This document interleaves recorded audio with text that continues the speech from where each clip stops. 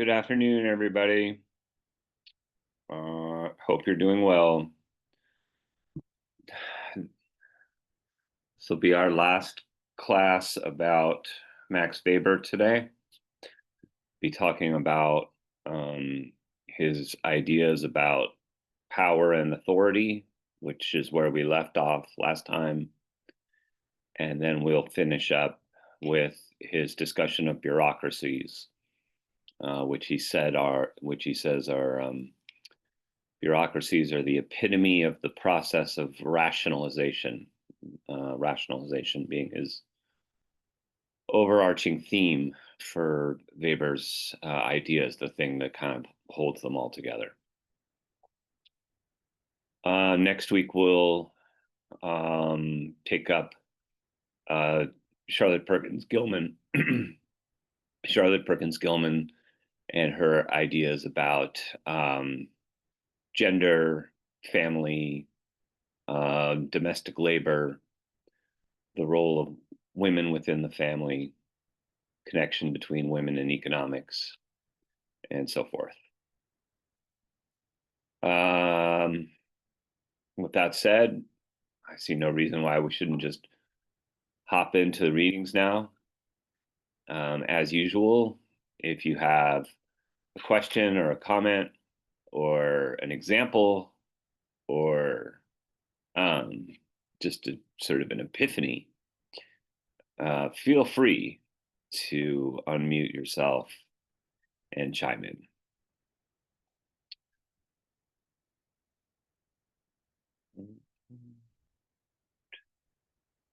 Okay.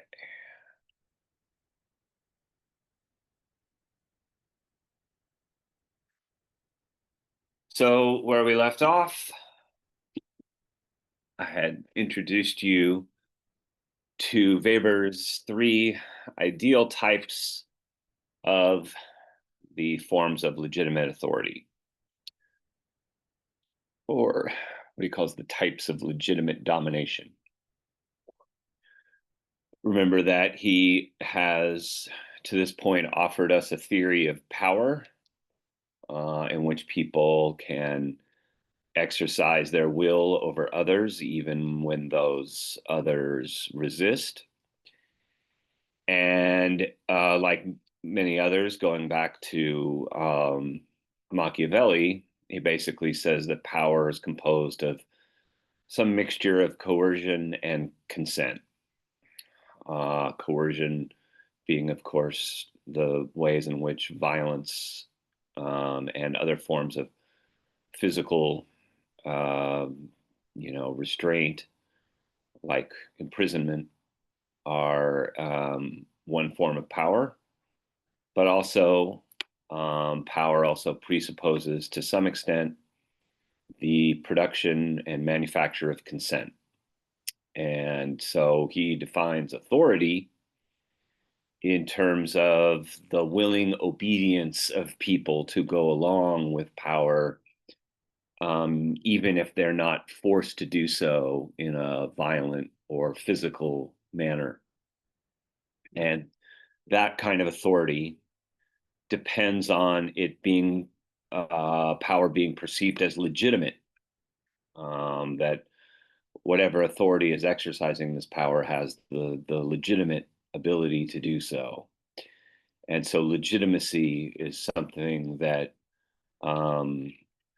the people who are being ruled over, the powerless, the subjects, grant to the powerful. They perceive them as legitimate in some way or another. And he presents us with three ideas, and that is where our three ideal types.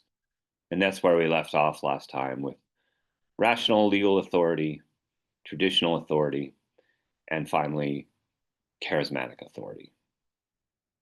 So this is, as we hop into the reading itself, Weber starts us off by expanding on his earlier definition of power, and saying that basically by domination or authority, he wants to understand how people voluntarily comply with um, the demands of power. And people comply with and consent to power for all sorts of reasons. Sometimes it's out of pure rational self-interest. Sometimes it's out of sheer habit. Sometimes, it's because we sort of identify with the powerful. People go along for all sorts of different reasons that he's going to try to illuminate in this essay. So he says the reasons why people obey authority have to do with these various motivations. As he says that the quality of motives largely determines the type of domination. And then he kind of enumerates here, like purely material interests and calculations, um, and so forth. In this essay, he's going to try to identify one particular motive, which is the belief in the legitimacy of the authority that is exercising the power. And here is where he will illuminate these three pure types of authority. Again, remember what I've said about his method of ideal types. This is Weber's sort of tool for doing sociological analysis, is that he wants to identify these so-called ideal types, knowing that in reality, usually there's a mixture between these different ideal types. So we talked about this when we talked about his theories of action, that like he talks about like legal rational action and traditional action and effectual action. And he distinguishes all of these four forms of action, but then says that in reality, it's usually like, we're usually motivated by more than one of these at one time. And so he has the same kind of things when he talks about pure types of authority: rational grounds, traditional grounds, and charismatic grounds. Those are the three that he identifies here. But it's just important to note that in the complexity of reality, there may be two or maybe even all three of these at work at the same time. So, like, for example, a president, of a country usually has some combination of like rational legal authority, but also they have a certain kind of like charismatic authority, and also a certain kind of authority that comes from the weight of tradition. So let us take a look at these three. And I challenge you, if you can think of examples of this form of authority and how it's exercised, it might be helpful to hear from some of you, and for other people in the class to sort of brainstorm this as we're going along. The first one he calls legal authority. This is connected to what he has earlier discussed as instrumental rational action. And as he says, that any given legal norm may be established by agreement or by imposition on grounds of expediency or value, rationality, or both, with a claim to obedience, at least on the part of the members of the organization. So in this case, the authority that that the powerful exercise is connected with the legal system, and with more generally, perhaps the government or the courts or the police, with some apparatus of the state gives, in this case, people power to exercise authority because of their position. And so in these cases, as it says here, like the person in authority is themselves subject to a larger impersonal order, like in a bureaucracy, like the boss has a boss. And more generally, like the person who is in power is also not just subject to one person, but to a whole set of rules, a set of laws, statutes. In any organization, it looks different. But the idea is that, as Weber says here, the typical person in authority, the superior, is himself subject to an impersonal order by orienting his actions to it in his own dispositions and commands. So even for, say, someone like me, as a teacher, as an instructor, I don't have absolute authority in my situation. I am ultimately beholden to my chair of my department, who is, sort of the boss of all of us in the department, but also I am subject to the larger impersonal authority of the university as a institution, right? And as an institution with various kinds of offices and administrative, sort of components. So in this kind of form of legal authority, the individual in power almost never has absolute say. We always are kind of subject to some larger entity. That's very different from, say, like in charismatic authority, as we will see, the third type of authority, where the individual, the leader, say, has like absolute power over people, and they can pretty much do what they want. Go ahead, Jill. I was going to say the restaurant industry is a really good example of this, Yeah. actually, because there is so much bureaucracy in restaurants. At a pizza parlor that isn't a bar, but there's wine beer,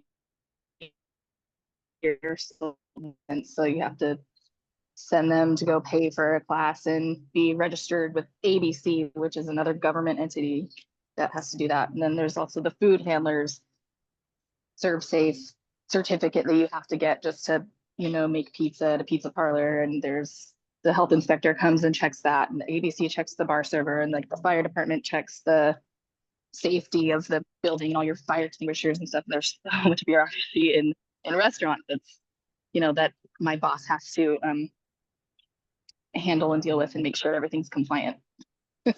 Yeah, that's a good example, because here, even the person who's owns the business, who you would think would have, in some instances, they have absolute authority, like they can hire and fire who they want, and they can set what hours for the business they want. They have a certain amount of authority there, but they are still subject, as you have just described, to these various kind of bureaucracies of the government, of regulation, health inspection, all of these bureaucratic, uh, you know, um, organizations of the government that are tasked with, um, with regulating and inspecting restaurants. So, yeah, that's a real good example. Again, like that, and it's kind of like the lesson is kind of like, like ultimately, like no one is really in charge. Like we're all, even people who are in authority have to answer to somebody or something, you know. And it's curious that he uses this term impersonal order, because he's talking at one level like authority is very, kind of personal. And especially the way that he's defined it is like the power of a person or a group of people over another group of people. That's very personal, right? But at another level, there's this kind of impersonal like system, government, bureaucracy, corporations, these impersonal institutional orders, universities, that exercise power over those who have authority. So this is what Weber is kind of getting at here with regard to like how power works, and ultimately that like you know it might be it's a bit of an exaggeration to say no one is in charge, but a better way to think of it is like, well, everyone has to answer to somebody else or to something else, and it's often like a thing, a system, an institution, a bureaucracy that we have to answer to. I feel like the institutionalization of it makes it impersonal because it's just an Yeah, entity. exactly. And the institutionalization of it is deliberately impersonal in the sense of like, okay, well, there are these rules, there are these laws, there are these statutes, there are these, whatever it is in the nature of the bureaucracy.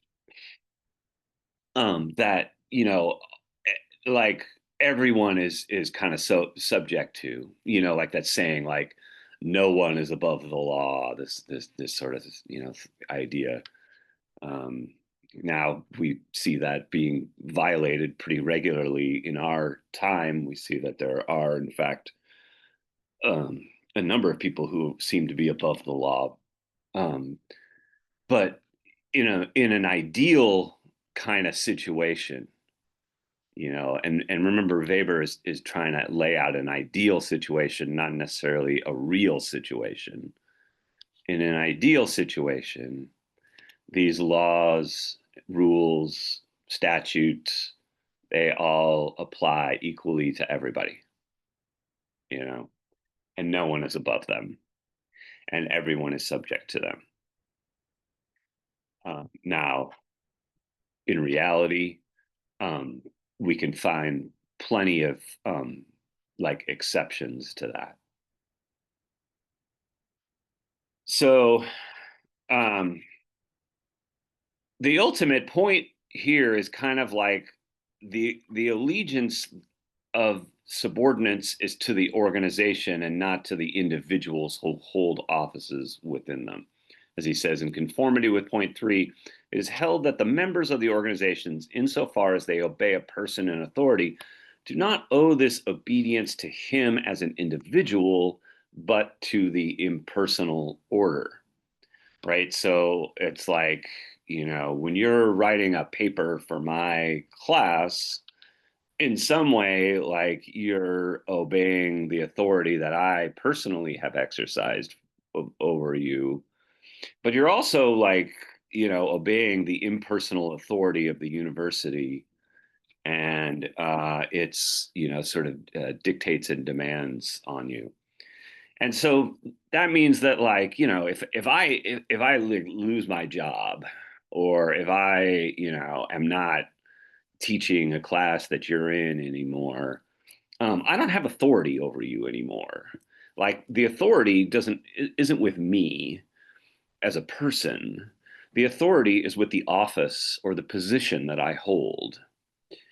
And again, this is very different from, say, charismatic authority or other forms of authority that were characteristic of like the pre-modern world, where a person, like a king or the prince or something, they had a very personal kind of form power. Whereas with us in, a modern bureaucratized society, the real power is with like the office or the uniform, or the position. In other words, like power is like objectified. It is consolidated into this kind of objective institutional form.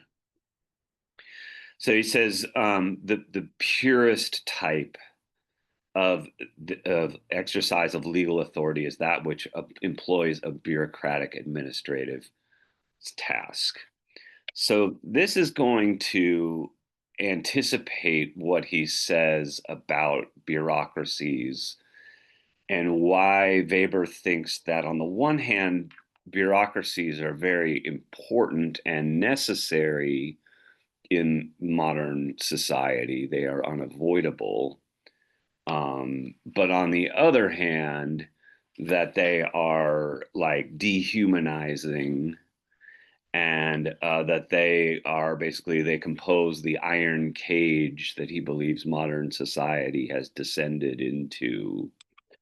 Bureaucracies are the epitome of this process of rationalization that disenchants the world, and they may be, efficient and calculating and standardized, but they are also um, dehumanizing, disenchanted, and lacking in some larger meaning or purpose that might have been at a different time, like attached to them in a spiritual kind of sense. They have been robbed of their magic. Remember that this is what Weber thinks is kind of the tragedy of the modern world, is that it allows for more quantity of stuff and technology and science and bureaucracy as well. But it leaves us without quality, and it leaves us without quality of meaning, quality of like spiritual purpose, if you want to think of it that way. It leaves us without magic, like it leaves us without a sense of like the wonder and awe and that sort of pre-modern people's approach to the world with. So here he kind of gives us 10 points about the characteristics of these bureaucratic administrative staffs. He will do this again when he's talking about bureaucracy. It's very true to form that he enumerates these 1, 2, 3, 4, 5, 6, etc., because that is, of course, the way that bureaucracies and bureaucratic administrations also work, is by very like enumerating these things or making them into bullet points or something like this. Um, so um, the the sort of the point that isn't necessarily overtly stated here, but that I think is important to emphasize, is that Weber thinks that in the modern world, this form of legal authority becomes more and more important than it was in the pre-modern world, because our modern world are dominated by these bureaucracies and these forms of instrumental rational action. For that reason, legal authority becomes the predominant form of authority. And what he calls traditional authority actually kind of goes into decline. So here, I want you to take note of the difference between legal authority and traditional authority. And here, basically, Weber is saying that traditional authority has more to do with loyalty to the person. And but not just to the person, but to the idea that the person is an embodiment of like traditions, and so they're not like a superior, but more like a personal master. Like I was thinking of like, say somebody who's um, has, like a yoga instructor, who has mastered these various techniques and traditions from yoga practices around the world. And therefore, they have authority insofar as they are the kind of like the embodiment of that tradition. The tradition has been has been passed down to them, and that now they have they've picked up the torch where that tradition left off, or like some sort of like a spiritual guru, or somebody who has absorbed the traditions that have been passed down generation to generation to generation, and then they are um, in that sense like the inheritors of that tradition. Guadalupe asked me a very good question here about like, what about a monarchy or the Pope? And my answer was like, well, the monarchy generally, a monarch, a king or something, generally has like they have legal authority to rule over the government, over the state, and then also they have a kind of a charismatic authority that has been passed down. A pope is a better example because like a religious figure like this again is somebody that has um, inherited these traditions, and has sort of become a master of these traditions, and so the authority that they have has to come from their ability to exhibit their mastery of these traditions. So if, for example, if they mess up and don't know the right words or the right kind of like rituals or the right postures in yoga or something like this, they can kind of like blow their cover. They lose their authority because it's like, well, your authority depends on the idea that you're the master of these kinds of traditions. I suppose in some ways, like to be a teacher is like a combination of these two, of like legal authority, but also like traditional authority. Like I have traditional authority because like I know about Marx, Weber, and Durkheim, and I have kind of like mastered this lineage of sociological thought, and then I'm trying to kind of like pass it down to you. Go ahead, Paige. So I know this isn't like as common anymore, but would you say it'd be comparable to like how like back in the day, a lot of like families would take on the job that their previous family member had, like kind of like the shoemaker concept, where the shoemaker Yeah. would become the son would become a shoemaker, and then so on, like continue. Yeah, that's a good example too. Like the craft person, Yeah. like somebody who has inherited a certain kind of craft that has been passed down generation to generation. And you're right that like that kind of authority, we could probably find examples of it in our world today, but it's really in decline, because a lot of those crafts are kind of like in decline. They don't have the same hold, and power over people as maybe they did in previous um, generations. You know. Well, I was thinking like in previous generations, if you think about it, there was a lot of people that didn't know how to make that stuff. So like they relied on the people that did. Right. Whereas now it's like we have all these companies and factories and stuff like that. So Exactly. Yeah. And so that kind of like accumulated traditional knowledge doesn't have the same weight of importance and significance that it did. So that it once did. So here is kind of where Weber, Marx, and Durkheim are all on the same page for once. All three of these thinkers think that what happens in the modern world is that traditions get erased or eroded. So Marx has the thing where he says, all that is solid melts into air, all that is holy is profaned, right? Like all the things that came with the traditional world get kind of wiped away by capitalism and commodification. Uh, Durkheim is talking about, the erosion of the traditional societies that were based on mechanical solidarity.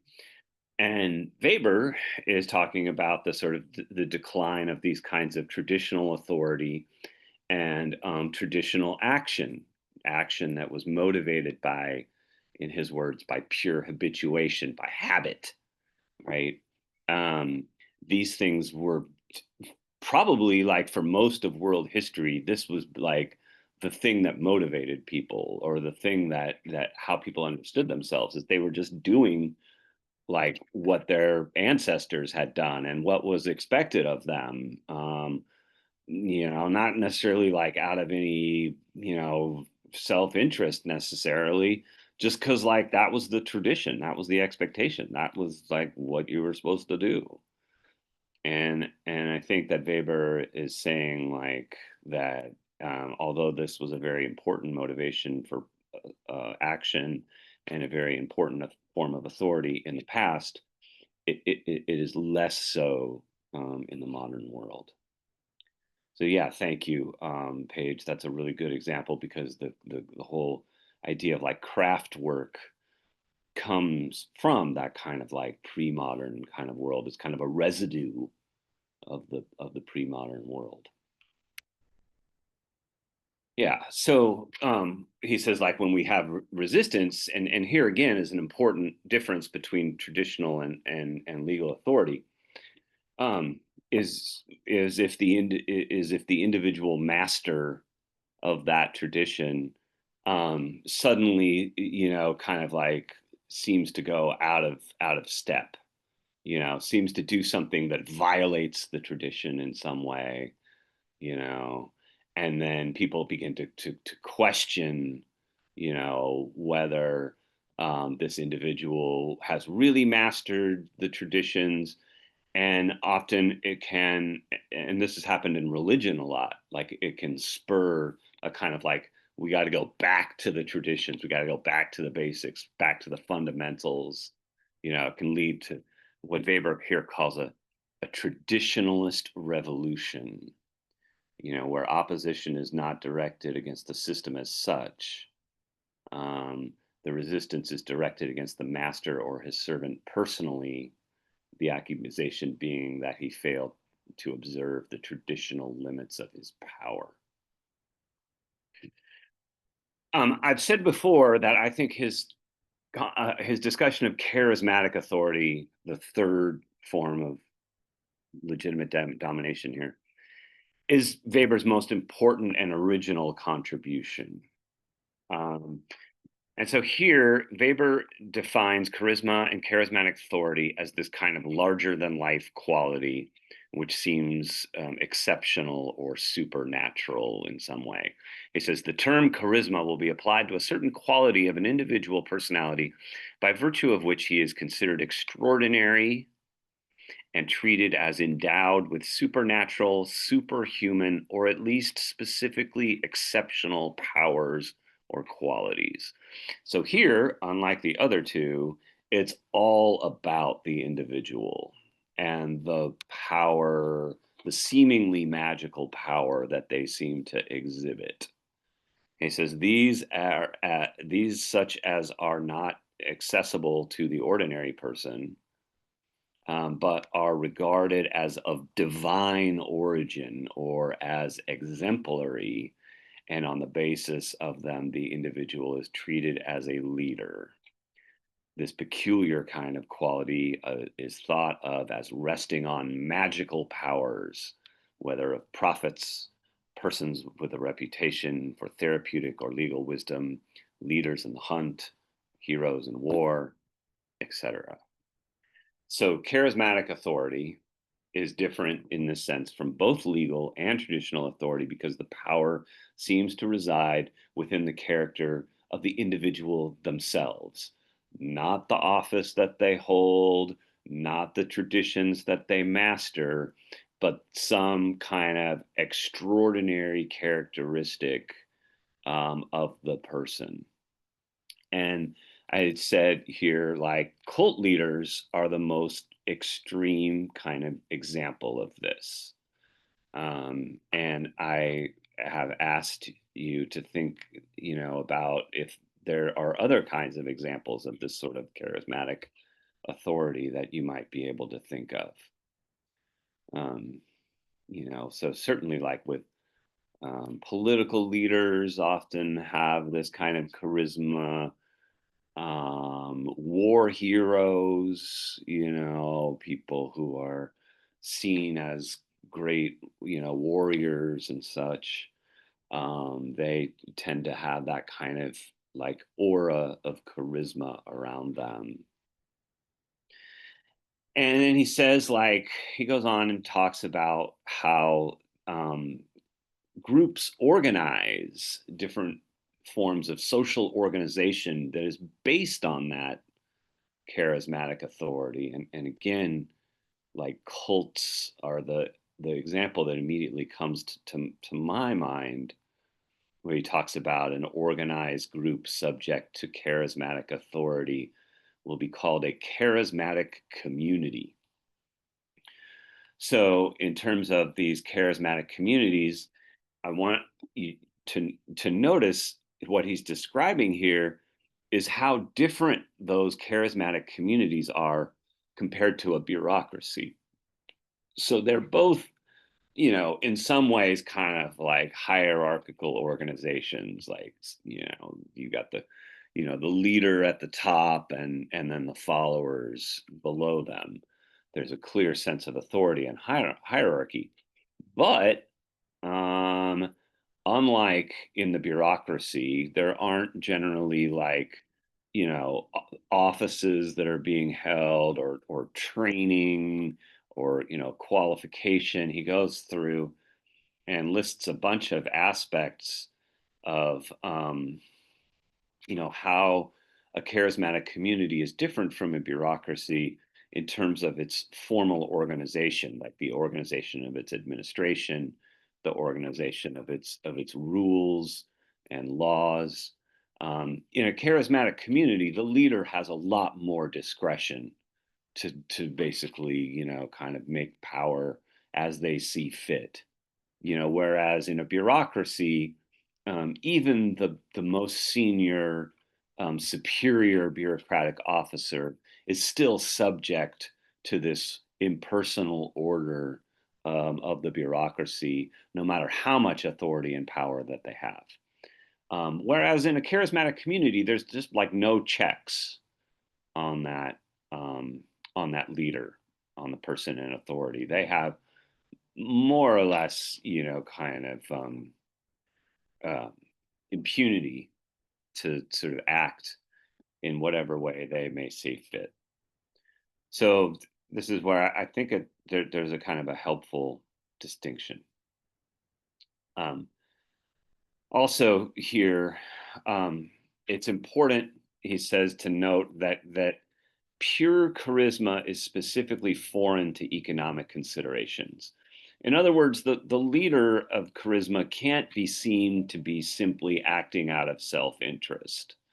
They can't be just like, in it for themselves.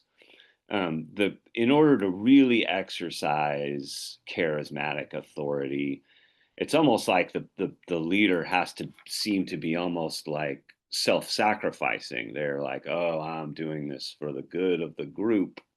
I'm doing this for the good of everyone else. Yeah, go ahead, Sam.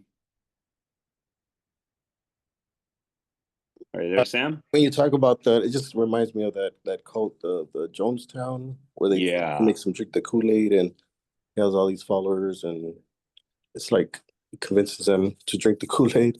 Yeah. Yeah, his name was Jim Jones. They Yeah. actually started that. It was called the People's Temple, and it was based originally in San Francisco. And then they moved that to Guyana in South America. Yeah, and he exercised, obviously extraordinary power over his followers, and also,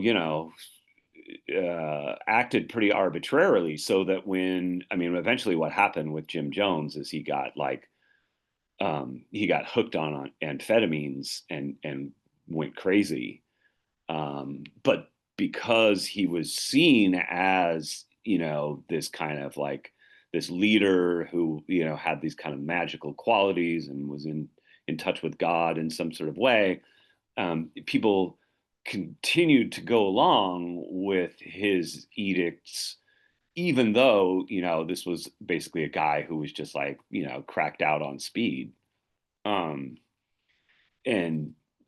so the charismatic authority, sort of like went a long way in that example. Yeah.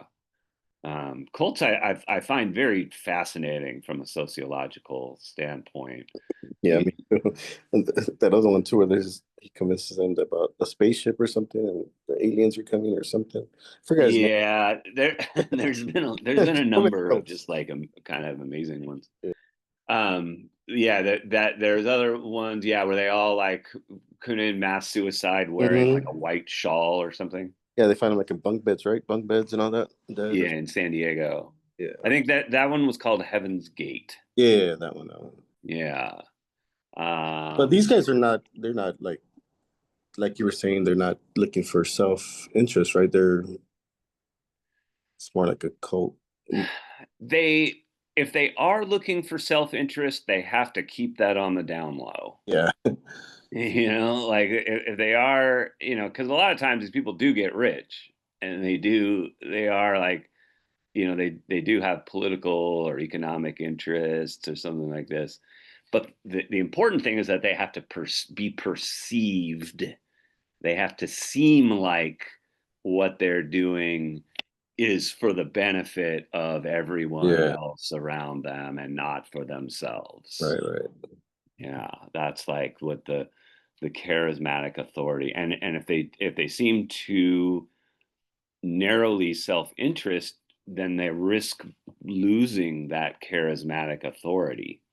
So like Weber says here, where it appears it constitutes a call in the most emphatic sense of the word, a mission or a spiritual duty. In the pure type, it disdains and repudiates economic exploitation of the gifts of grace as a source of income, though, to be sure, this often remains more an ideal than a fact. So, in reality, a lot of these cult leaders are like, skimming off the top and making money. There's a lot of, not just cults, but like, a lot of religious leaders today, people that run these big mega churches and stuff, they're Yeah. they're making money too, but the thing is that they can't seem to be doing it. They have to be create this facade of acting in everybody else's interests. Now, in this section, he talks about the routinization of charisma, and what he means by this is that the charismatic authority of the leader has to be solidified in some kind of way. It has to be institutionalized in somewhat kind of way. Otherwise, it's transitory and it fades away. There's a real irony here, because routinizing charisma, institutionalizing it and solidifying it in a social organization, threatens to take away the thing that made charisma powerful in the first place. Right? The routinization process threatens to like strip the magic out of the charisma, and like bureaucratize it almost. It's parallel, as I noted here, to how Durkheim talks about religion. And he says basically the only real difference between religion and magic is that religion has a church. Religion has a social form of organization in which people gather and communities are held together, and there's a social organization. And Weber is kind of saying something similar, that like in order for charisma or charismatic leader to maintain power, they have to have some kind of a church or some kind of social organization. But then Weber says there's a price to be paid for that, and the price is this process of disenchantment, this thing, the disenchantment of the seemingly magical powers that gave charisma its power in the first place. So here, I think is where Weber gets really interesting, because he's like, well, one of the problems with modern society is that, we lack magic. We are disenchanted. And so people go looking for a leader who seems to exhibit these qualities. They like, a strong man, or a cult leader, or some kind of religious authority, or a celebrity, honestly, in our times, a celebrity that seems to personify this kind of larger than life quality. But then the moment that those things become routinized and organized and bureaucratized, they start to lose their magic. They start to lose the thing that drew people to them in the first place. This is, again, the sort of the ironic tragedy of modern society, according to Max Weber. So he says, like, these interests, become conspicuously evident with the disappearance of the personal charismatic leader, and with the problem of succession.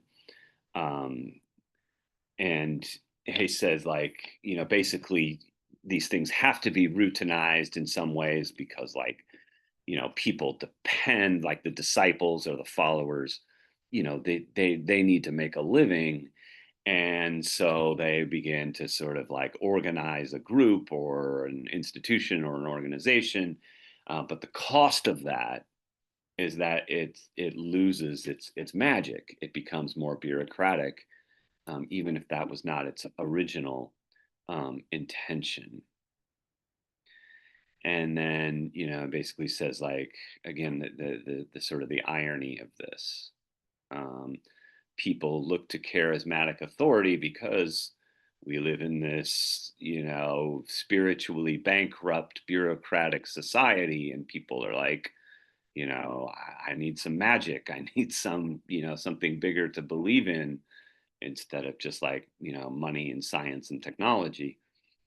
And so they're drawn to these kinds of leaders. But then the moment that charisma becomes routinized, it starts to lose that aura, that magical kind of qualities. And this will be leading up to what Weber talks about in this next essay on bureaucracy. This is like why Weber is skeptical about the ideals of revolution and utopia. It's why he thinks like movements, like, say, the civil rights movement, which had, undoubtedly Martin Luther King was a massively charismatic authority. But as that movement becomes more and more routinized, as it becomes, organized, and they have offices and elections and so on and so forth, it becomes like just another form of organization, or just another form of bureaucracy, is the way that Weber would think about it. And so he thinks that this kind of dynamic happens despite the intentions of the people involved in the movement. It loses some kind of its larger than life characteristic. So then on we go to bureaucracy. The key point for Weber about bureaucracies is that they are, on the one hand, a necessity of modern society. Like, we cannot do without bureaucracies. Social life would be impossible without them.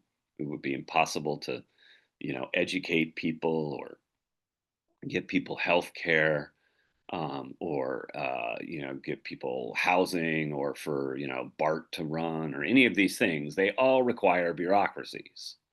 Bureaucracies are like, like cockroaches. They'll be with us, no matter what.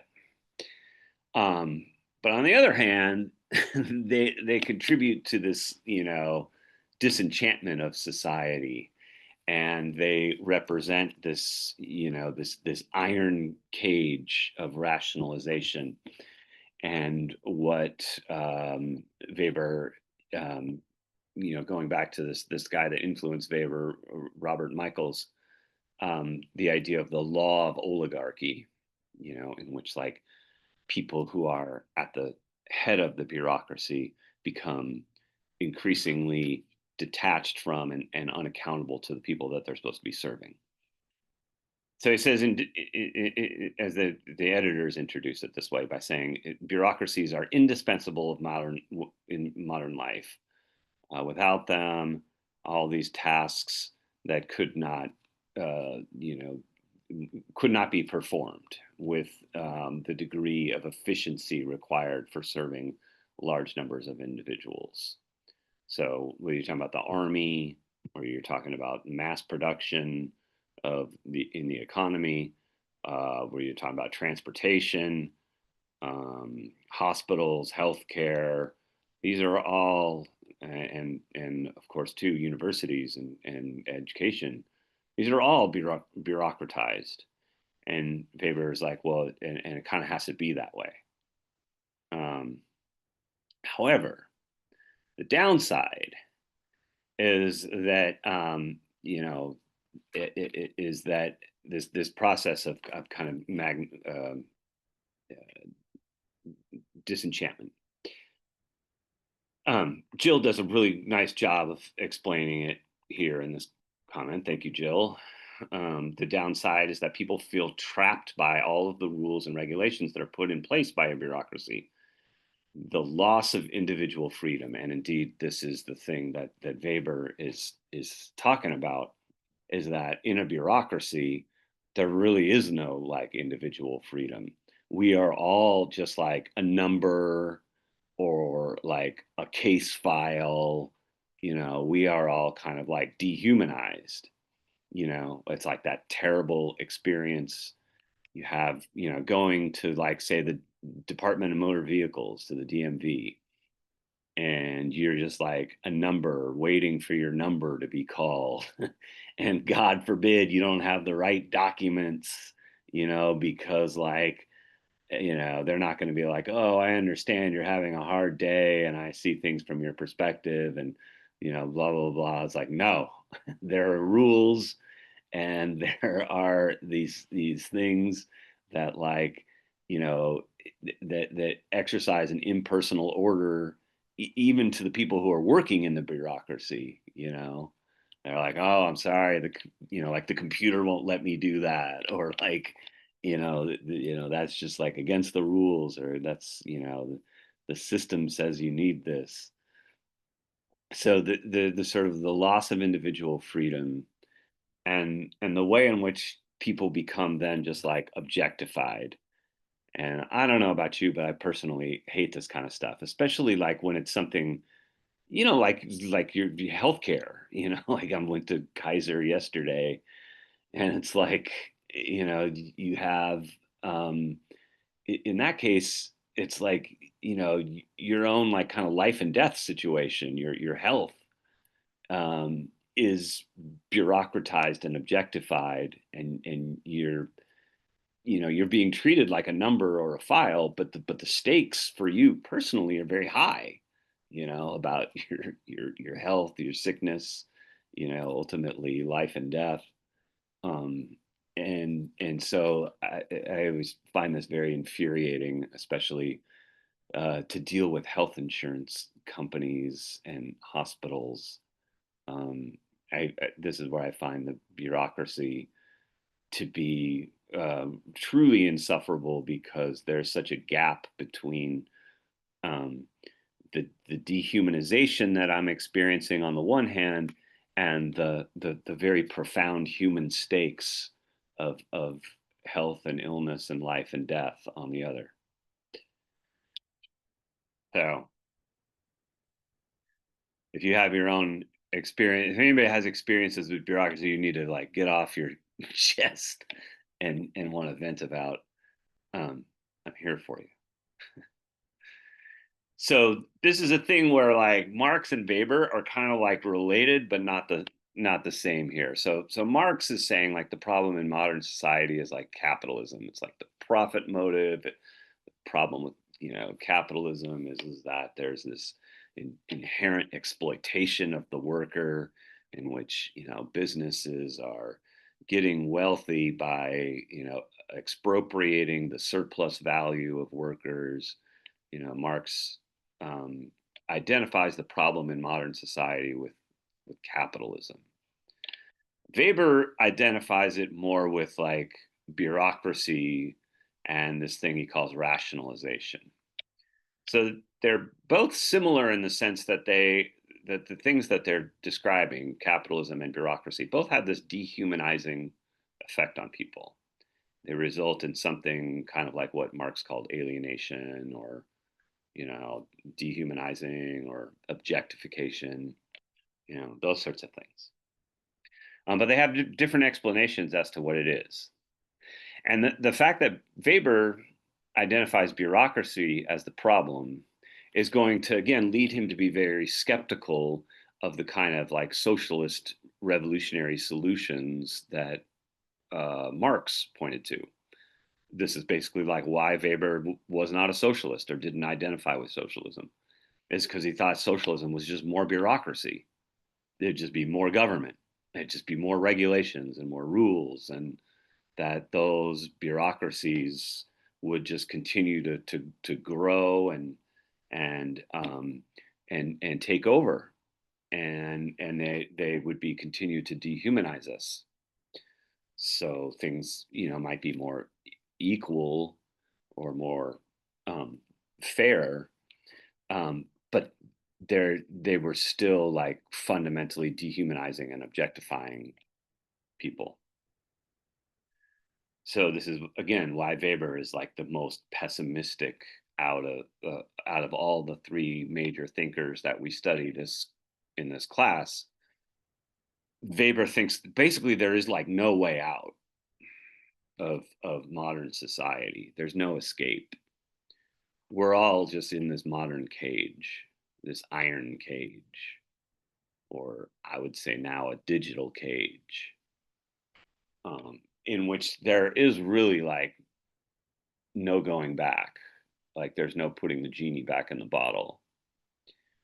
And so this is why Weber is so despairing in a lot of ways. It just, kind of like without hope for anything different. So in the characteristics of modern bureaucracy, Weber is going to basically outline what he gives us basically like a list of like what he thinks like what makes up for a bureaucracy.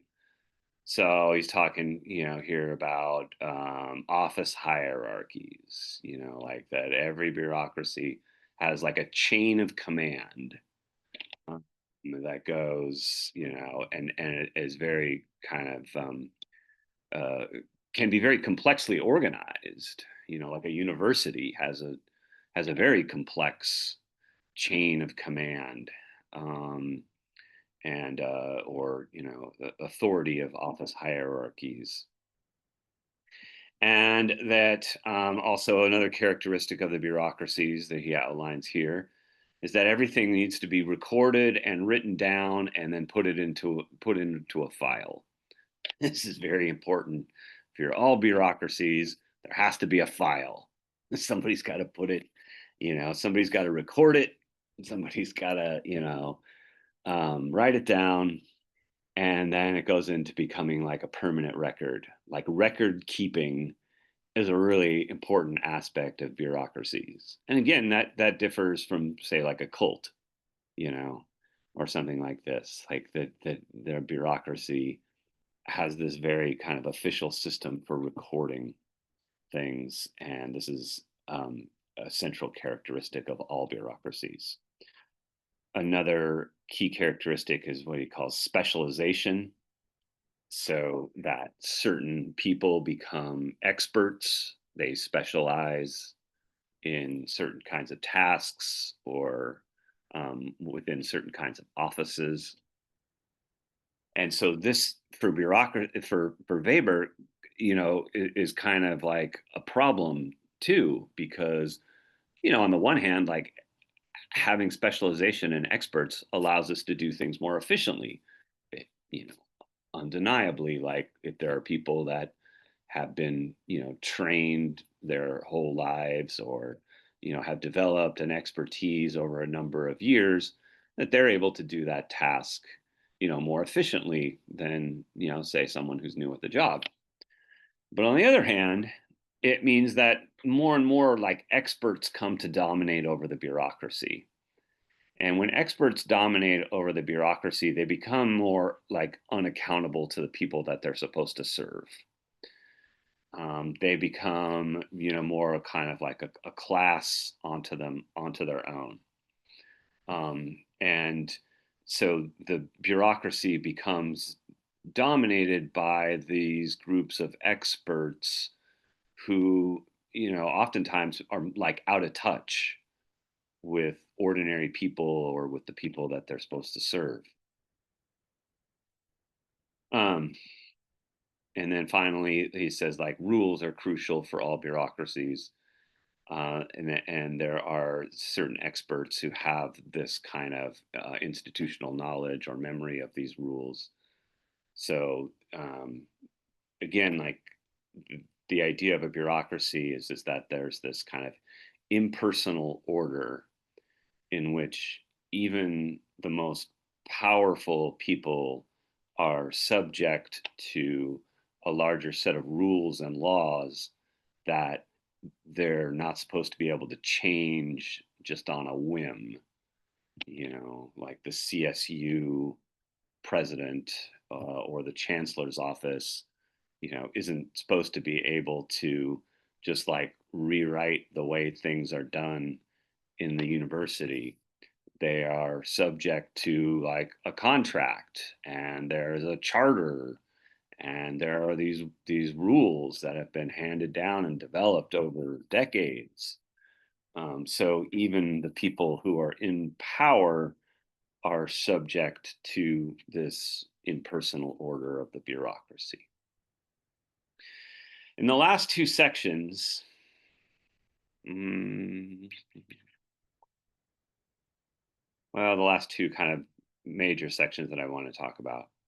He talks about the technical superiority of bureaucratic organizations. So this is, again, he's talking about here the kind of efficiency of bureaucratic organizations, the way that they are, when he says like technically superior, he means like that, you need a bureaucracy in order to serve thousands or even millions of people, whatever it is, that it's technically superior over other forms of organization. And so, he talks about here, like, precision, speed, unambiguity, knowledge of the files, continuity, etc. These are all raised to an optimum point in the strictly bureaucratic administration, and especially in its monochromatic form. So as compared with all these other forms of organization that came before it, bureaucracy is undisputably more technically superior. And then he talks about this in terms of like corporations. So the corporation was a new kind of bureaucracy that was emerging in Weber's time. The corporations, as we know them today, didn't really come about as forms of business until like the 1890s and early 1900s. So this was, becoming a thing. So he talks about the very large modern capitalist enterprises are themselves unequaled models of strict bureaucratic organization. So this was becoming like kind of the new form in his time, that business capitalism was taking on this bureaucratized form in the corporation. And what he will describe here in this section on the leveling of social differences, and also here in this preceding paragraph, is kind of the impersonal order of the bureaucracy is the thing that makes it so efficient. Is that, no one is above the rule or the law. I mean, that's what the leveling of social differences is all about, is like, in pre-modern societies, you know, like certain people got special treatment, or there were double standards, or, you know, and in a bureaucracy, at least in the ideal type of bureaucracy, everyone is subject to the same rules. The social differences are leveled, like everybody's treated the same, at least in theory, at least in the ideal type. And like there are no double standards. There's a single standard that everyone is accountable to. So, you know, even if you're like Kanye West and you show up to the DMV, you still have to like wait in line. I don't know that Kanye actually has ever waited in line, but at least in the ideal type of the way that a bureaucracy is supposed to function, like everyone is treated the same. In the case of the DMV, like everyone is equally treated like shit. You're just equally treated like in this kind of dehumanized way. Everybody becomes a number, no matter who you are. You know, so that's what they mean, but kind of like by the leveling of social distance. And then this last section, I'm going a little fast because we've only got like 5 more minutes, but this last section is called the objective and subjective basis of bureaucratic perpetuity. So perpetuity meaning like, why are bureaucracies perpetual? Why are they so, as he says, like hard to destroy? Bureaucracies take on a life of their own and they just grow and grow and grow and grow, you know, even if like, you know, people don't demand it, or even if it's not like, you know, really like a necessity thing. Bureaucracies are like tumors, you know, they just continue to grow and grow and grow, and it's really hard to like extricate them. So that's why he says like once fully established, bureaucracy is among those social structures which are hardest to destroy. And then he goes on to describe why that is. Why is it that bureaucracies sort of like take on this life of their own? And again, this goes back to this guy Robert Mike. I never know whether to say this guy's name is Michel's or Michael's. I think it's Michael's. Robert Michael's idea of the iron law of oligarchy. And again, this is why Weber doesn't have a lot of faith in revolution, especially like in a socialist revolution, because he believes that it will just create more and more bureaucracy. And in a way, he's kind of got a point, because that is like what happened in the Soviet Union, especially after Joseph Stalin took power in 1923. The Soviet state became more and more of a bureaucracy that was not accountable to the people that it was supposed to serve. So the Soviet state would talk, you know, they'd talk all about how they were, you know, the party of the working class, and you know how important the workers were, and they'd have murals that were, you know, devoted to the workers and all this kind of thing. And yet the bureaucracy, the state, became increasingly kind of detached from that. You know, became in practice they did not really like you know, they were not representative of the interests of working people in the way that they claimed to be. So Weber describes here like why he thinks bureaucracies are impossible to destroy. In some way, it's because everyone kind of becomes dependent on them. So at the same time that we are dehumanized and we lose our individual freedom, we also become very, you know, sort of dependent on these bureaucracies. And we've talked about this in class in a number of different contexts, like, you know, in terms of economics and so forth, like how we become, you know, all of us, whether we want to be or not, become dependent on these larger social institutions. We need them to work. You know, we need like the trains to run on time, you know, We need the the registrar to process our grades. We need the bureaucracy to function. We all become kind of dependent on them, and so that's another reason why it becomes hard to, not just hard to destroy them, but like hard just to even change them. Bureaucracies are very notoriously difficult or even impossible to change. Like even when people get together and decide that it's a good idea to change them. I've seen this so often in universities, working in university bureaucracies where these, institutions and committees and, organizations and stuff just like are like impervious to change. And it is kind of depressing. Like it is kind of like, makes you kind of think. And so then this is where he then kind of concludes, and a pretty much good place to kind of wrap up in our last minute of class.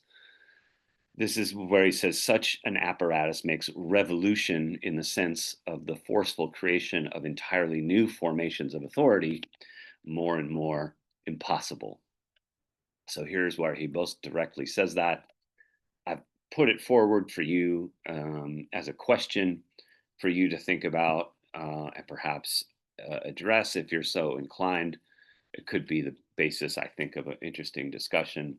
This question, do you think that he's right about bureaucracies being more and more impossible to change, and this making it almost impossible to conceive of the very idea of a revolution? So that's a characteristically pessimistic point to end our discussion of Max Weber with. When we resume on Monday, like I said, we'll be looking at Charlotte Perkins Gilman. So we'll get into a lot of questions about gender and family that we haven't really directly addressed yet so far in the class, and I'm looking forward to that. In the meantime, I'm going to stop the share, and I will see you all, or those of you who have been coming to the synchronous meetings, which I'm very glad that you continue to do this. Helps me feel not quite so alone in doing this. So I hope to see you then on Monday, and I bid you a good rest of your week. Bye.